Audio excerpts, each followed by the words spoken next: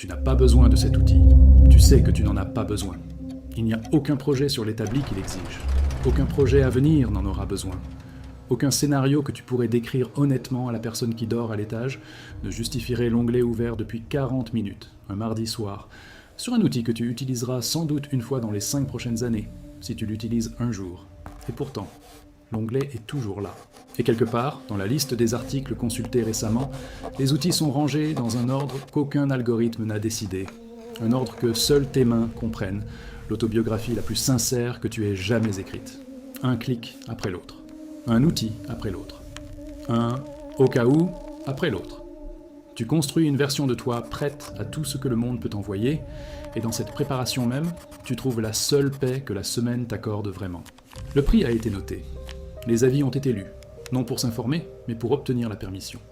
Et quelque part dans ta poitrine, à l'endroit censé abriter les décisions rationnelles, il y a une sensation qui n'a rien de rationnel, et tout d'une fin que la quincaillerie comprend bien mieux que ton conseiller financier, ne la comprendra jamais.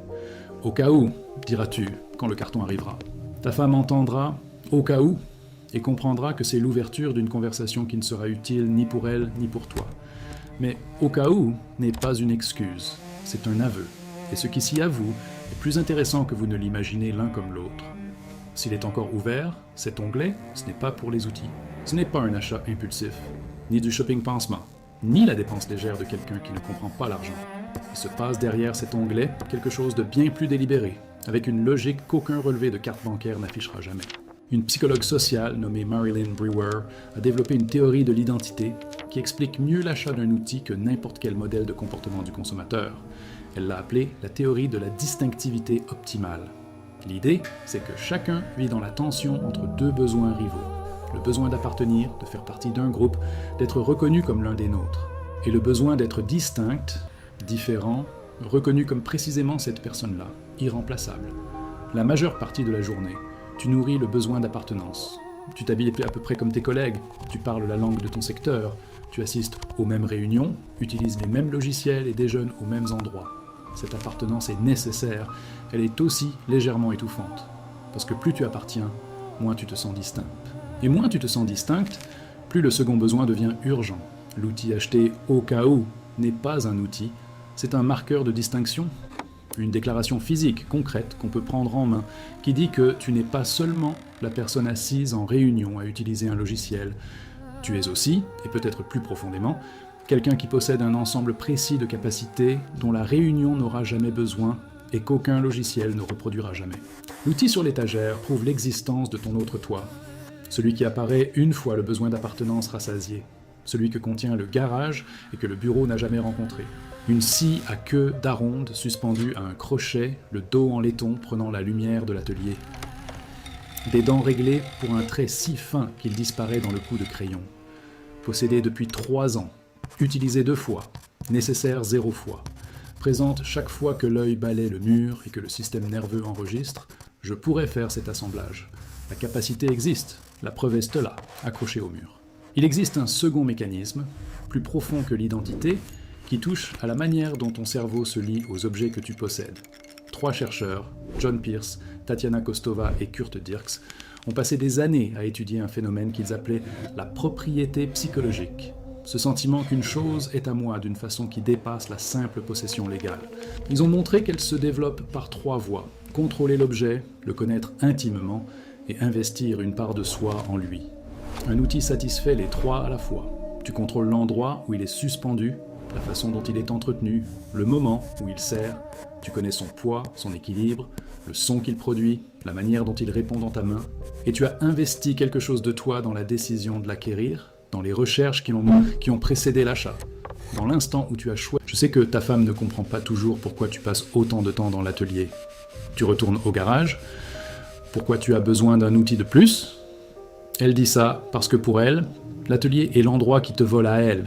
Pour toi, c'est ton sanctuaire, le seul endroit où tu te sens en paix. Et c'est ce qui crée chaque dispute et chaque silence quand tu rentres à l'intérieur. Mais et si l'atelier arrêtait d'être le problème et devenait le cadeau? C'est pour ça qu'on a créé le défi 21 jours. Fais que ta femme aime ton atelier. 3 semaines, 3 projets faits de tes propres mains.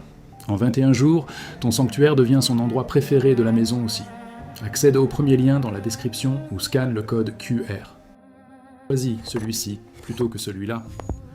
Le résultat, c'est un lien entre la personne et l'objet qui n'a rien de sentimental au sens carte de vœux du terme. Il est neurologique. Le cerveau code l'outil comme une partie du soi, une extension des capacités du corps, une compétence prothétique qui existe sur l'étagère même quand la main ne le tient pas. Vendre ou jeter un outil psychologiquement intégré ne donne pas l'impression de désencombrer. Ça ressemble à une amputation, à la perte d'une capacité que le cerveau a déjà incorporée à sa carte de ce que le soi peut faire. La poignée lisse d'un rabot de paume posé dans un tiroir garni de feutre. La lame enveloppée de papier huilé, le rabot n'a pas servi cette année. Tu l'as depuis 4 ans. Chaque fois que le tiroir s'ouvre pour autre chose, le rabot apparaît. Et cette vision déclenche une micro-impulsion qui n'est ni de la fierté ni de la nostalgie, mais quelque chose de plus proche d'un inventaire. Le cerveau vérifie, toujours là, toujours capable, toujours à moi. Il existe une troisième couche qui relie ce « au cas où » à quelque chose que les sociologues observent depuis des décennies dans le rapport entre les gens et les objets manufacturés. L'économie moderne repose sur un principe jamais formulé à voix haute, mais que tout consommateur a intégré. Les objets sont provisoires. Ils sont faits pour être remplacés. Le téléphone tient 2 ans, l'électroménager 5, les meubles jusqu'à ce que la mode tourne. La culture du jetable a appris à toute une génération à voir les objets comme des visiteurs de passage, des choses qui arrivent, servent un peu puis partent sans cérémonie. L'homme qui achète un outil au cas où et le garde 20 ans vit dans une toute autre économie. Une économie de la permanence. Une économie où l'objet, une fois acquis, entre dans une relation avec son propriétaire qui n'est pas transactionnelle mais de garde. L'outil n'est pas acheté pour servir puis finir à la benne. Il est acheté pour rester. Être entretenu. Être là. Le « au cas où » ne parle pas d'un usage futur hypothétique. Il parle du lien entre une personne et un objet que l'économie du jetable a tenté d'effacer. Cet homme n'entasse pas. Il compose. Et l'ensemble qu'il construit, outil après outil, année après année, n'est pas une collection de métal et de bois. C'est une collection de capacités. Une bibliothèque physique de tout ce qu'il a un jour su faire, rangé, entretenu, disponible à tout instant. Le magasin de bricolage, c'est la librairie. Chaque outil est un volume. Et l'homme qui achète au cas où, c'est un lecteur incapable de passer devant une librairie sans agrandir sa bibliothèque, non parce qu'il lira chaque livre, mais parce que la bibliothèque elle-même est le but. Une fraise de défonceuse encore dans son emballage d'origine, scellée dans une coque plastique, ouverte une fois puis refermée au ruban parce qu'on a examiné la fraise, retenu son profil, puis remise en réserve avec l'idée qu'un projet demandant précisément ce profil finirait bien par arriver. Cette fraise attend depuis 3 ans. Elle attendra le temps qu'il faudra. Une place lui a été donnée sur l'étagère et cette place est sa promesse. La couche générationnelle est là, mais brève. Il y a eu une génération qui a connu la pénurie, pas une pénurie métaphorique, la vraie, celle où l'outil nécessaire, s'il n'était pas déjà au garage, ne pouvait pas se commander en ligne pour arriver demain. Il fallait le trouver, prendre la route, parfois le fabriquer à partir d'autre chose. La leçon transmise aux fils de ces hommes était simple et définitive. Avoir la chose avant d'en avoir besoin. Parce que le moment où vous en avez besoin sans l'avoir, c'est le moment où le projet s'arrête. Et l'arrêt est inacceptable. Pas parce qu'il y a une échéance, parce qu'il interrompt un état dont les mains ont besoin comme les poumons ont besoin d'air, et cette interruption n'est pas ressentie comme une gêne, mais comme une perte. Le « au cas où » est l'écho d'une génération qui ne pouvait pas se permettre de manquer. Et cet écho est plus fort qu'un relevé de carte bancaire. Il y a quelqu'un qui possède un jeu complet de tarot et filières qu'il a utilisé exactement 3 fois en 15 ans. Chaque usage lui a évité environ 20 $ de frais d'usinage. Le coffret a coûté 240 $. Le calcul est clair et défavorable. Sa femme l'a signalé un jour, gentiment, pendant une discussion sur le rangement du garage, qui était en réalité une discussion sur les dépenses. Il a écouté. Il a admis le calcul. Il ne s'est pas débarrassé des tarots et filières. À la place, il les a déplacés sur une autre étagère, comme si le simple fait de les changer de place constituait un compromis. Le coffret est resté. Il est toujours là aujourd'hui. Et s'il est toujours là, ce n'est ni à cause des 3 usages passés, ni à cause des usages futurs hypothétiques qui se produiront peut-être. Ou pas. Il reste parce que chaque fois qu'il ouvre le tiroir et voit le coffret, rangé par taille dans sa boîte métallique doublée de mousse qui empêche chaque pièce de toucher les autres, quelque chose dans son cerveau enregistre un état de préparation qu'aucun argument rationnel ne peut remplacer.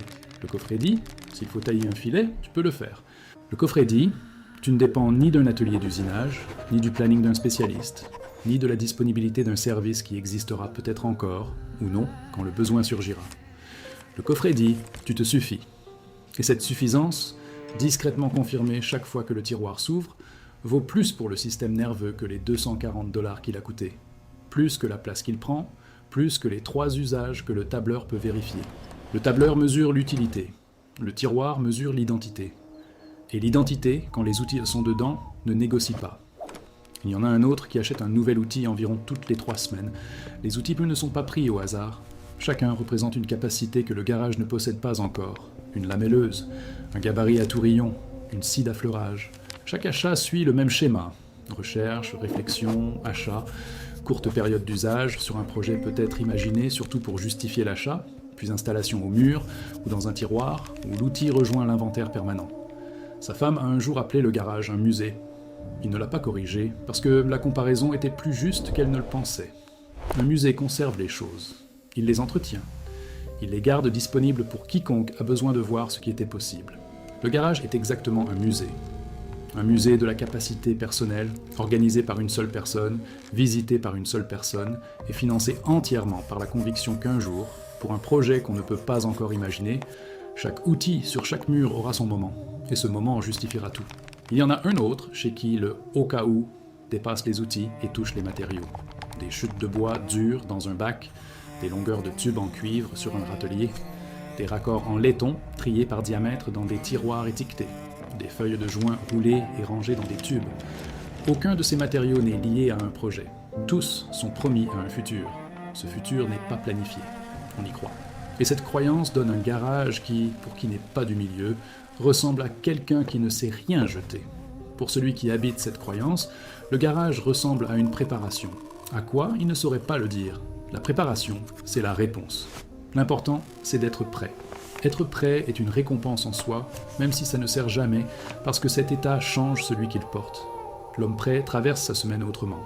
C'est quelqu'un qui peut gérer ce qui arrive. Les outils et les matériaux en sont la preuve concrète. Et cette preuve, réapprovisionner toutes les 3 semaines, ranger le samedi, et inventorier sans y penser chaque fois que la lumière de l'atelier s'allume, est la base sur laquelle repose tout le reste de la vie. Ce que la plupart des gens voient, quand quelqu'un achète des outils au cas où, c'est une dépense inutile, un garage qui pourrait être plus simple, une habitude qui résiste à toute intervention rationnelle. En réalité, on assiste à l'un des systèmes d'entretien identitaire les plus sophistiqués que le cerveau humain ait jamais construit. La théorie de la distinctivité optimale de Brewer nous dit que chaque outil marque un soi que le monde pro ne voit jamais, une déclaration de compétence que le bureau ne peut pas contenir. Les recherches sur la propriété psychologique nous disent que le cerveau a codé ces outils comme des extensions des capacités même du corps, et les retirer s'inscrit neurologiquement comme une perte de fonction. La sociologie de la permanence matérielle nous dit que cet homme résiste à toute une économie conçue pour rendre les objets provisoires, et cette résistance n'a rien d'irrationnel. C'est un acte de préservation de soi dans un monde qui préférerait que les identités soient aussi remplaçables que les produits qui les définissent. L'homme qui achète des outils au cas où ne dépense pas de l'argent, il se construit. Et le soi qu'il construit est prêt à tout, n'a besoin de la permission de personne, et ne répond à aucun inventaire sauf à celui que ses propres mains tiennent à jour.